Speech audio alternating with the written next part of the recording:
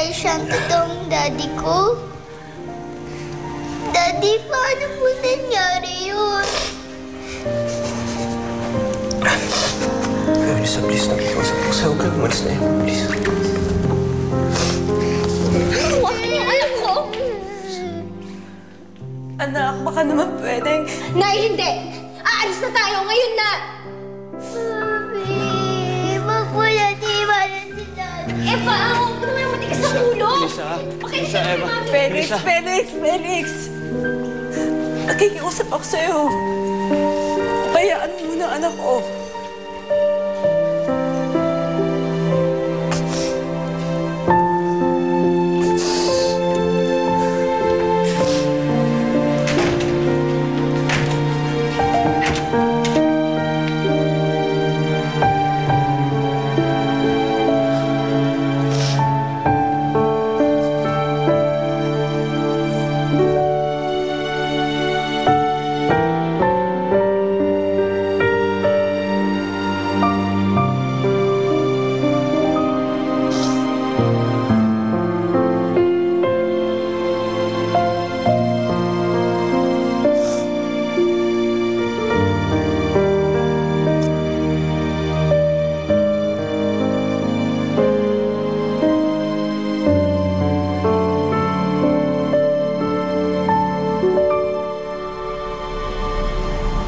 Ano?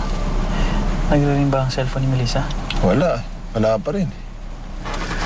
Hindi bale. Ipapaalam mo lang ba kay Melissa yung tungkol kay Felix? Baka naman, may baka na naman plano, kaya tayo susugod doon.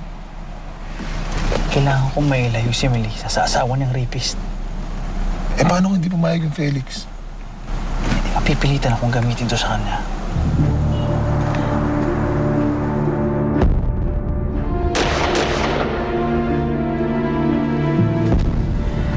Nagkamali ako noon, nung nakapatay ako. Pero pinagsisisihan ko yan. Pero hindi ko pagsisisihan kung makakapatay ako ulit.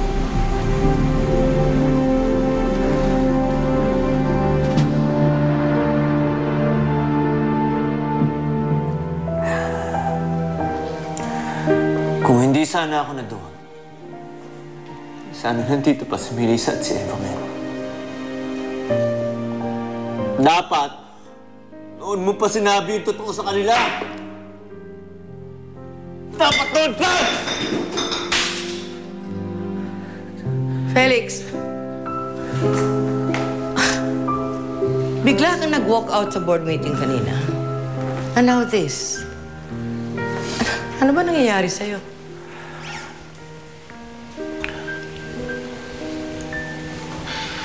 What? Wala na si Melissa, Marcita.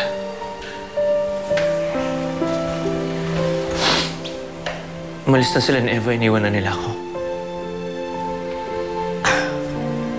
Bakit? Ano ba pinagtatalunan ninyo? No more secrets, please, Felix. Hindi kita matutulungan kung palagi ka sa akin maglilihim. Alam na ni Melissa ang sikreto ko. What secret? Na ako ang ama ni Eva. Oh my God. Kung ikaw ang ama ni Eva, then that means... Yes, Amasita. Ako ang lalaking kinamumuhian ni Melissa. Ako ang lalaking sumira ng buhay niya.